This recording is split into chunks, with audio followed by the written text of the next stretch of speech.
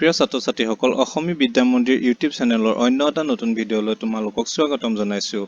আজি আলোচনা কৰিম নৱম শ্ৰেণীৰ অসমীয়া পাঠ্যপুথিৰ অধ্যায় ৮ অন্ধবিশ্বাস আৰু কুসংস্কাৰ পাঠটিৰ প্ৰশ্ন উত্তৰ। যিসকল ছাত্ৰ-ছাত্ৰীয়ে এই পাঠৰ প্ৰশ্ন উত্তৰসমূহ এতিয়ালৈকে কৰিব পৰা নাই বা কিছু প্ৰশ্নৰ উত্তৰ বিচাৰি পোৱা নাই বা বুজি পোৱা নাই, তেওঁলোকে এই ভিডিঅ'টোৰ জৰিয়তে উপকৃত হ'বা বুলি মই আশা কৰোঁ। তেন্তে ব'লা আমি ভিডিঅ'টো আৰম্ভ কৰোঁ। পাঠভিত্তিক প্ৰশ্ন উত্তৰ বিষয়ক ১ নম্বৰ চমু উত্তৰ দিয়া। ক, উৰা বাতৰি মানে কি? উত্তৰ, যিবোৰ বাতৰি বা খবৰ কোনো সত্যতা নাথাকে কিন্তু তাকে বহুতে নভবা নিচিন্তাকৈ সত্য বুলি বিশ্বাস কৰি লয়, সেয়াই হৈছে উৰা বাতৰি। প্ৰশ্ন খ, কুসংস্কাৰ বুলিলে কি বুজা? উত্তৰ, যিবোৰ নীতি নিয়ম পৰম্পৰা তথা ব্যৱস্থাই সমাজৰ প্ৰগতিৰ পথত প্ৰতিবন্ধকতাৰ সৃষ্টি কৰে। কুসংস্কাৰ বুলিলে এনেবোৰ নীতি নিয়ম পৰম্পৰাকে বুজা যায়। প্ৰশ্ন গ, অন্ধবিশ্বাস কুসংস্কাৰ পৃথিৱীৰ আটাইতকৈ গধুৰ বোজা। কথাষাৰ কোনে কৈছিল? উত্তৰ, উক্ত কথাষাৰ ভাৰতৰ প্ৰাক্তন ৰাষ্ট্ৰপতি ডক্টৰ সৰ্বপল্লী ৰাধাকৃষ্ণনে কৈছিল। ঘ, কোনখন সন্ধিৰ পিছত আৰু কেতিয়া অসম ব্ৰিটিছৰ অধীনলৈ যায়? উত্তৰ, 1826 খ্ৰীষ্টাব্দৰ ইয়াণ্ডাবু সন্ধিৰ পিছত অসম ব্ৰিটিছৰ অধীনলৈ যায়। এইটো মোষ্ট ইম্পৰ্টেণ্ট কুৱেশ্যন, তোমালোকে মনত ৰাখিবা। ঙ, অসমলৈ আহি শদিয়াৰ সেমেকা জলবায়ুত মিছনেৰীসকল কেনেধৰণৰ ৰোগত আক্ৰান্ত হৈছিল? উত্তৰ, অসমলৈ আহি শদিয়াৰ সেমেকা জলবায়ুত মিছনেৰীসকল কলেৰা ৰোগত আক্ৰান্ত হৈছিল।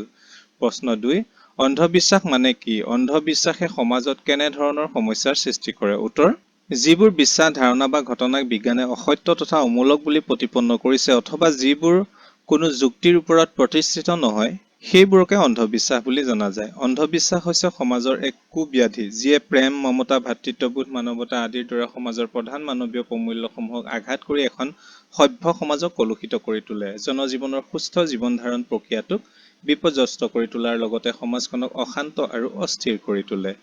প্ৰশ্ন ৩, কি কি কাৰণত অন্ধবিশ্বাস কুসংস্কাৰৰ দ্বাৰা জনসাধাৰণ প্ৰভাৱিত হয়? উত্তৰ, কোনো যুক্তি নথকা সত্ত্বেও মানুহে অন্ধবিশ্বাস আৰু কুসংস্কাৰ মানি চলে। নিজক এইবোৰৰ প্ৰভাৱৰ পৰা মুক্ত কৰিব নোৱাৰে। ইয়াৰ আঁৰত একাধিক কাৰণ আছে। তলত সেইবোৰ কাৰণ উল্লেখ কৰা হ'ল। ক, অন্ধবিশ্বাস আৰু কুসংস্কাৰে মানুহৰ মনক প্ৰভাৱিত কৰাৰ অন্যতম কাৰণ হৈছে জ্ঞানৰ অভাৱ বা অধ্যয়ন বিমুখিতা। আনকি আনুষ্ঠানিক শিক্ষা থকা মানুহো এই প্ৰভাৱৰ পৰা মুক্ত নহয়। কিয়নো সম্প্ৰতি শিক্ষা জ্ঞান আহৰণৰ মাধ্যম নহয়, চাকৰি লাভ কৰাৰ মাধ্যমতহে পৰিণত হোৱা দেখা গৈছে। খ, ইতিবাচক চিন্তাৰ অভাৱে অন্ধবিশ্বাস আৰু কুসংস্কাৰৰ বাবে সমাজত ঠাই উলিয়াইছে। নেতিবাচক দৃষ্টিভংগীয়ে মানুহৰ চিন্তাৰ পৰিধি ঠেক কৰিছে। ফলত উচিত অনুচিত বা যুক্তিসংগতভাৱে কথাবোৰ মানুহে গ্ৰহণ কৰিব নোৱাৰা হৈছে। গ, নেতৃস্থানীয় ব্যক্তিৰ স্বাৰ্থসিদ্ধিৰ মনোভাৱ অনুকৰণ কৰি অনেকেই ভুল ধাৰণা কিছুমান সমাজত বিয়পায়। ফলত সেই ভুল ধাৰণাই সময়ত কুসংস্কাৰৰ ৰূপ লৈ মানুহক আওবাটে নিয়ে। ঘ, ভ্ৰমণবিহীন জীৱন মন দিগন্ত সংকুচিত হৈ থকাৰ বাট। ভ্ৰমণৰ যোগেদি এঠাইৰ মানুহে আন ঠাইৰ মানুহৰ ইতিবাচক চিন্তাৰ লগত সংযুক্ত হ'ব পাৰে। পৃথিৱী কিমান দূৰ ন-চিন্তাৰ বাটত আগবাঢ়িছে সেই বিষয়ে মানুহে জানিব পাৰে। ফলত নিজেও কুসংস্কাৰ বা অন্ধবিশ্বাস এৰি যুক্তিৰ বাটেদি খোজ দিয়ে। ঙ, অসৎ প্ৰবৃত্তিৰ লোকৰ স্বাৰ্থসিদ্ধিৰ উপায়স্বৰূপেও অন্ধবিশ্বাস কুসংস্কাৰ সমাজত বিয়পে। প্ৰথম চ, কষ্ট নকৰাকৈ সহজে সকলো পাব খোজাৰ মানসিকতায়ো সমাজত অন্ধবিশ্বাস বিয়পায়। দ্বিতীয় চ, বিজ্ঞানমনস্ক মনোবৃত্তিৰ অভাৱ সমাজত অন্ধবিশ্বাস কুসংস্কাৰ গা কৰি উঠাৰ মূল কাৰণ। যুক্তিবাদী মন আৰু বিজ্ঞানমনস্কতাইহে এখন সমাজক অন্ধবিশ্বাস কুসংস্কাৰৰ পৰা দূৰত ৰাখিব পাৰে। প্ৰশ্ন ৪, অন্ধবিশ্বাস কুসংস্কাৰ আদি নিয়ন্ত্ৰণ কৰিবলৈ কেনেধৰণৰ আঁচনি গ্ৰহণ কৰিব পাৰি? উত্তৰ, অন্ধবিশ্বাস কুসংস্কাৰ আদি নিয়ন্ত্ৰণ কৰিলেহে সমাজ এখনে সুস্থভাৱে উন্নতিৰ বাটত খোজ দিব পাৰে। বিভিন্ন উপায় অৱলম্বন কৰি এই বেয়া কথাবোৰ নোহোৱা কৰিব পাৰি। তাৰ ভিতৰত সজাগতা সৃষ্টি হৈছে অন্যতম শক্তিশালী আহিলা। কেৱল সভা পাতি বা শোভাযাত্ৰা অনুষ্ঠিত কৰিহে ৰাইজক সজাগ কৰাৰ কথা নাভাবি সুদূৰ প্ৰসাৰী প্ৰভাৱৰ কথাহে চিন্তা কৰা উচিত। সেয়ে পাঠ্যক্ৰমত বিষয়ৰ অন্তৰ্ভুক্তিৰে এনে কুপ্ৰথাবোৰ আঁতৰাবলৈ দিহা কৰিব পাৰি। কিয়নো শিক্ষা গ্ৰহণৰ পৰ্যায়তে এনে কুপ্ৰথাবোৰৰ নেতিবাচক দিশসমূহ জানিলে ল'ৰা-ছোৱালীয়ে ডাঙৰ হৈ এইবোৰৰ প্ৰভাৱমুক্ত হ'ব। বিদ্যালয় মহাবিদ্যালয় পৰ্যায়ত ৰচনা বা তেনে অন্য কোনো প্ৰতিযোগিতা অনুষ্ঠিত কৰিও ছাত্ৰ-ছাত্ৰীৰ মাজত সজাগতা বৃদ্ধি কৰিব পাৰি আৰু কুপ্ৰথাবোৰ নাইকিয়া কৰিব পৰা যায়। তথ্যচিত্ৰ, চলচ্চিত্ৰ আদিৰ মাধ্যমেৰেও এনে কুপ্ৰথাৰ বিৰুদ্ধে ৰাইজক সজাগ কৰিব পাৰি। প্ৰশ্ন ৫, ডাইনী সোপাধৰা এইবোৰ অন্ধবিশ্বাস। অন্ধবিশ্বাস বুলি জানিও কিছু লোকে এই বিষয় দুটাক লৈ উৰা বাতৰি প্ৰচাৰ কৰে আৰু বহু লোকে বিশ্বাস কৰিও লয়। ইয়াৰ কাৰণ কি কি বুলি ভাবা?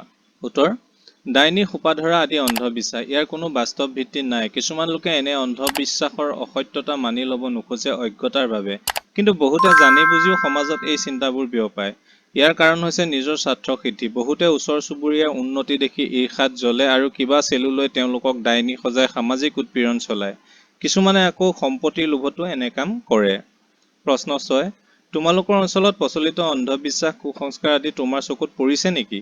সেইবোৰ নিৰাময়ৰ বাবে তোমাৰ ফালৰ পৰা কি কি ব্যৱস্থা ল'বা, এই বিষয়ে এটি টোকা প্ৰস্তুত কৰা। উত্তৰ: আমাৰ অঞ্চলত পৰম্পৰাগতভাৱে মানি অহা বিশ্বাস কিছুমানৰ লগতে দুই এক অন্ধবিশ্বাস আৰু কুসংস্কাৰো থকা মই লক্ষ্য কৰিছোঁ। আমাৰ অঞ্চলত এতিয়াও মানুহে সোপা ধৰা আছে বুলি বিশ্বাস কৰে। দীঘল চুলিৰে কান্ধত মোনা লৈ অহা সোপা ধৰাই হেনো সৰু ল'ৰা ছোৱালীক ধৰি লৈ যায়। ফলত দীঘল চুলিৰ মানুহ দেখিলে আমাৰ সমাজত সন্দেহৰ চকুৰে চায়। বহু সময়ত মাৰপিটৰ ঘটনাৰ লগতে অন্য অপ্ৰীতিকৰ পৰিস্থিতি উদ্ভৱ হোৱা দেখা যায়। জাতিভেদ প্ৰথা এতিয়াও আমাৰ অঞ্চলত বিদ্যমান। এটা ধৰ্মৰ মানুহে অইন কিছুমান ধৰ্মৰ মানুহৰ ঘৰত খোৱা বোৱা কৰিলে জাত যোৱা বুলি ভাবে আৰু সমাজৰ পৰা এঘৰীয়া কৰে। বিয়া বাৰুৰ ক্ষেত্ৰতো অসবৰ্ণ বিবাহ হলে ঘৰলৈ অহা যোৱাত নিষিদ্ধতা আৰোপ কৰা দেখা যায়। এনে কুসংস্কাৰে বহু সময়ত অপ্ৰীতিকৰ পৰিৱেশৰ সৃষ্টি কৰে। যৌতুকৰ বাবে ছোৱালীক অত্যাচাৰ কৰা ঘটনাও দুই এঘৰত ঘটিছিল। এই কুপ্ৰথাবোৰ নোহোৱা কৰিবলৈ মই গাঁৱৰ বয়োজ্যেষ্ঠ লোকসকলক কিছুমান তথ্যভিত্তিক ঘটনাৰ বিষয়ে জনাম। তেওঁলোকে যাতে বুজি উঠে একবিংশ শতিকাৰ সমাজৰ চিন্তা কেনে হোৱা উচিত। সমাজৰ চিন্তাশীল ব্যক্তিৰ সহযোগত কিছুমান চলচ্চিত্ৰ দেখুওৱাৰ ব্যৱস্থা কৰিবলৈ যত্ন কৰিম, যাতে অন্ধবিশ্বাস বা কুসংস্কাৰ আজিৰ সময়ত নিষ্প্ৰয়োজনীয় বুলি তেওঁলোকে উপলব্ধি কৰে। এই বিষয় লৈ কোনো দুৰ্ঘটনা সংঘটিত হলে প্ৰয়োজনত আৰক্ষীক জনাম। সমাজত ভাল কাম কৰি ইতিবাচক চিন্তা বিয়পাবলৈ চেষ্টা কৰিম। ব্যাখ্যা কৰা। ক, অন্ধবিশ্বাস কুসংস্কাৰ পৃথিৱীৰ আটাইতকৈ গধুৰ বোজা। উত্তৰ: ব্যাখ্যা কথাফাকি আমাৰ অসমীয়া পাঠ্যপুথি অসমীয়া সাহিত্য চয়নিকা অন্তৰ্গত জয়ন্ত মাধৱ বৰাৰ অন্ধবিশ্বাস আৰু কুসংস্কাৰ নামৰ পাঠটোৰ পৰা উদ্ধৃত কৰা হৈছে। অন্ধবিশ্বাস, কুসংস্কাৰৰ কুপ্ৰভাৱৰ মাত্ৰাধিকৰ কথা কবলৈ গৈ লেখকে ব্যাখ্যা কথাফাকিৰ অৱতাৰণা কৰিছে। অন্ধবিশ্বাসে সমাজ এখনৰ সুস্থ পৰম্পৰাক ভাঙে। বহু সময়ত এনে বিশ্বাসে সমাজক অশান্ত কৰি তোলে আৰু পৰিৱেশ বিনষ্ট কৰে।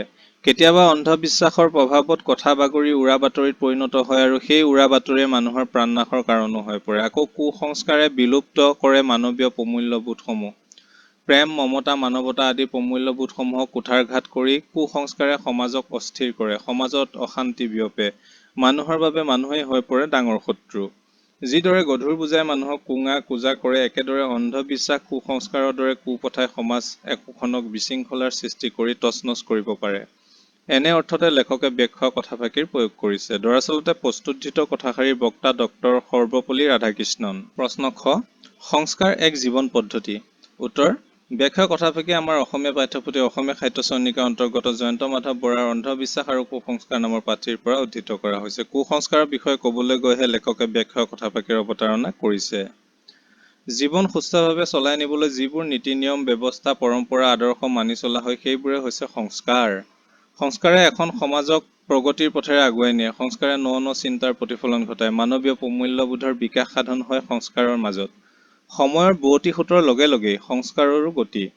সভ্যতাক নতুন ৰূপত তুলি ধৰে সংস্কাৰে।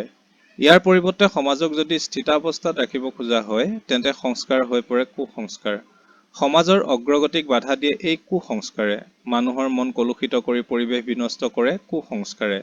সুস্থ জীৱনৰ গতিৰোধক হৈ পৰে কুসংস্কাৰ। সংস্কাৰ অবিহনে জীৱন সুচাৰুৰূপে পৰিচালিত নহয়। ব্যাখ্যা কথাফাকিৰ মাজেৰে লেখকে তাকেই কব বিচাৰিছে।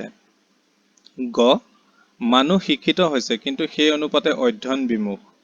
উত্তৰ: ব্যাখ্যা কথাফাকি আমাৰ অসমীয়া পাঠ্যপুথি অসমীয়া সাহিত্য চয়নিকা অন্তৰ্গত জয়ন্ত মাধৱ বৰাৰ অন্ধবিশ্বাস আৰু কুসংস্কাৰ নামৰ পাঠটিৰ পৰা উদ্ধৃত কৰা হৈছে। অন্ধবিশ্বাস আৰু কুসংস্কাৰে জনসাধাৰণক প্ৰভাৱিত কৰাৰ এটা কাৰণ হৈছে অধ্যয়ন বিমুখিতা। সেই বিষয়ে কবলৈ গৈ লেখকে ব্যাখ্যা কথাফাকিৰ অৱতাৰণা কৰিছে।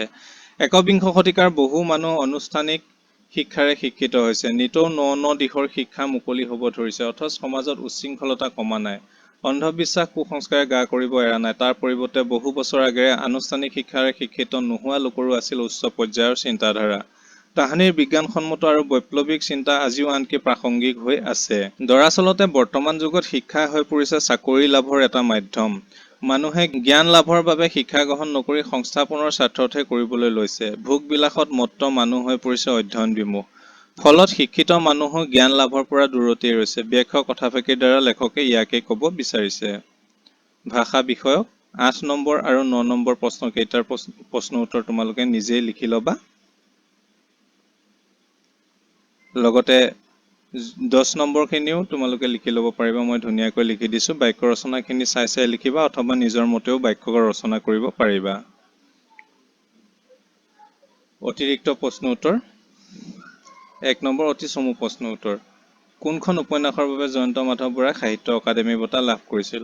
মৰিয়াহোলা উপন্যাসখনৰ বাবে। কোনটো গল্প সংকলনৰ বাবে জয়ন্ত মাধৱ বৰাই অসম সাহিত্য সভাৰ অম্বিকাগিৰি ৰায়চৌধুৰী বঁটা লাভ কৰিছিল? জাকৈয়া ছোৱালী গল্প সংকলনৰ বাবে। গ কোনখন উপন্যাসৰ বাবে জয়ন্ত মাধৱ বৰাই গিৰিধৰ শৰ্মা বঁটা লাভ কৰিছিল? উত্তৰ অমৃত নামৰ উপন্যাসখনৰ বাবে। ঘ অন্ধবিশ্বাস মানে কি? উত্তৰ যিবোৰ বিশ্বাস ধাৰণা বা ঘটনাক বিজ্ঞানে অসত্য তথা অমূলক বুলি প্ৰতিপন্ন কৰিছে অথবা যিবোৰ কোনো যুক্তিৰ ওপৰত প্ৰতিষ্ঠিত নহয় সেইবোৰকে অন্ধবিশ্বাস বুলি জনা যায়। অন্ধবিশ্বাস আৰু কুসংস্কাৰৰ আঁতৰ কৰাৰ ক্ষেত্ৰত কিহক এক শক্তিশালী আহিলা হিচাপে গণ্য কৰা হয়? সজাগতাক অন্ধবিশ্বাস আৰু কুসংস্কাৰ আঁতৰ কৰাৰ ক্ষেত্ৰত এক শক্তিশালী আহিলা হিচাপে গণ্য কৰা হয়। প্ৰশ্ন 2 কলেৰাৰ পৰা উপশম পাবলৈ মিছনেৰীসকলে দিয়া বড়ি খোৱা লোকসকলৰ বিৰুদ্ধে সমাজৰ বাকীবোৰ লোকে কি ব্যৱস্থা লৈছিল আৰু কিয়? উত্তৰ কলেৰাৰ পৰা উপশম পাবলৈ মিছনেৰীসকলে দিয়া বড়ি খোৱা লোকসকলক সমাজৰ বাকীবোৰ লোকে জাত যোৱা অপবাদ দি এঘৰীয়া কৰিছিল।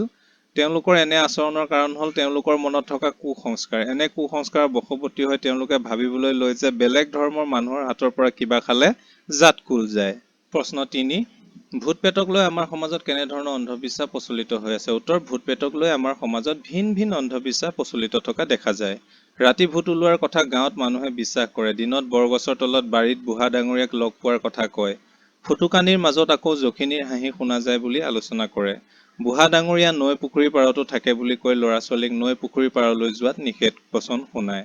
এনেধৰণৰ অন্ধবিশ্বাসৰ আমাৰ সমাজত প্ৰচলন থকাৰ কথা শুনা যায়।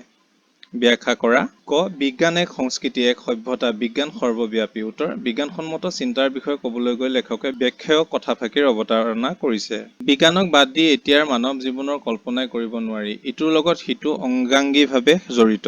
বিজ্ঞান মানৱ জীৱনৰ এৰাব নোৱাৰা সংস্কাৰহে যেন। বিজ্ঞানে সভ্যতা সংস্কৃতিকো প্ৰতিফলিত কৰে। পুৱা শুই উঠাৰ পৰা ৰাতি শুৱালৈকে বিজ্ঞানে আমাক নেৰে।